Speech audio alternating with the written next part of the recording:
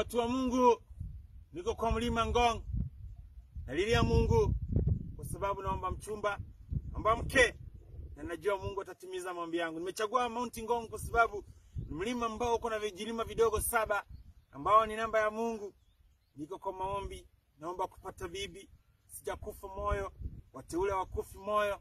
Mungu adanganyi, Mungu atatimiliza maombi yangu. Asanteni kwa kuniombea, asanteni kwa kusimama na mimi. Mbarikiwe sana. God bless you.